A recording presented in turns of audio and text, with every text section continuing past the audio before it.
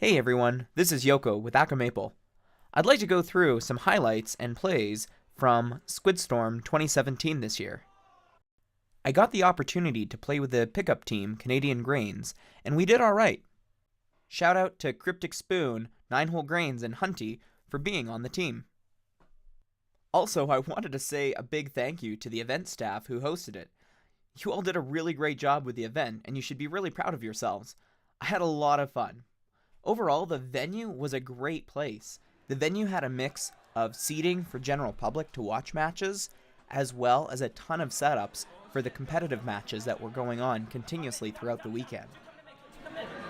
Yes! Yeah!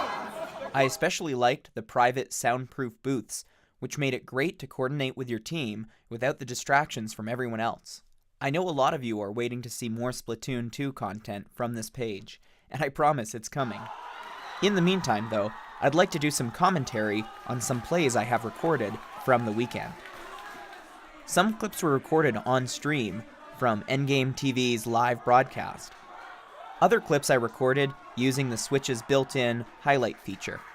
In our first broadcast match, we went against Ho-Oh, who was SRL with a different name, and they got a great push on the Rainmaker initially. They had it to 28, and we were able to bring it to 29, but not quite enough to take the lead. After Hunty got a couple of clutch kills, we were able to make a push on the left side, and I painted a path up quickly to escort Hunty, and it caught just enough for us to take the lead. From there, it was just a game of playing defense and trying to hold our ground. Seems okay. Look, Yoko's up here in position. The rest of the team is in control in the middle of the map. It's back to a 3v3. Rainmaker is going to be really hard to pop.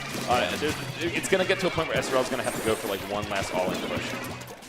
Here I'm doing my best to stay alive and keep the map painted our color to prevent an enemy push.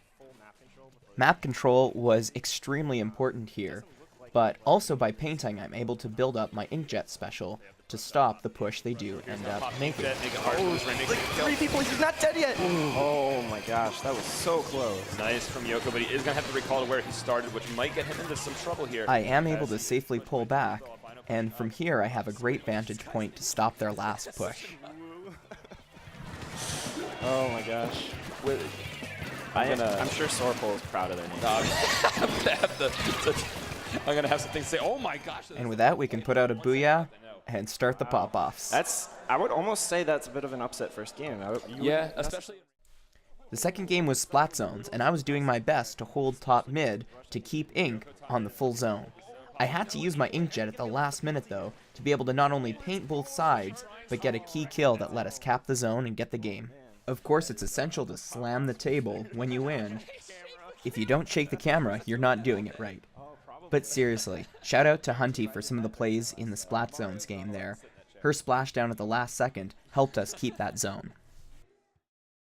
The last match was tower control, and here I'm able to get a clean 1, 2, 3 kills, and then inkjet to pressure out the sniper for the 4th. This led us to eventually push the tower to 22, which was a really great lead. I definitely could have played better here by being more defensive and trying to keep the tower from moving back further. Later in the game, they get a close push to 23, and I've learned my lesson. I decide to play more defensively, painting from atop the grates. With Nine's blaster from behind the tower and my ink from above the tower, we're able to get a clean full wipe. That's going to feel horrible for SRL. Again, now it's just playing defensive, so I'm able to keep a post right by tower, which lets me punish anyone who approaches too quickly. It would take something crazy from like here, where I'm able to get a kill from above.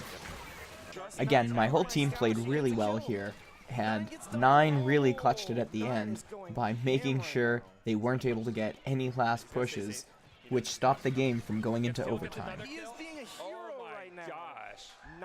And of course, one more table slam for good luck. Here's another defensive play, stopping an overtime push. I used the height here to stop the enemy pushing our ramp. Spoon was playing nothing but point sensors, so thankfully I was able to see the inkjet coming and respond back with my own to stop the Rainmaker. Speaking of Rainmaker, the last play I'd like to share was of a fun escape I made while my entire team was down. I pull off some tight maneuvering and get a couple of kills along the way. Overall, I had a great time, and I'm really looking forward to the next Splatoon competitive LAN. I'm going to do my best to try and make it out to G5 in January, so hopefully I'll see you there. As I mentioned before, I'm working on a few more videos, so stay posted here, and hopefully I'll have them out soon. Until then, this is Yoko signing off.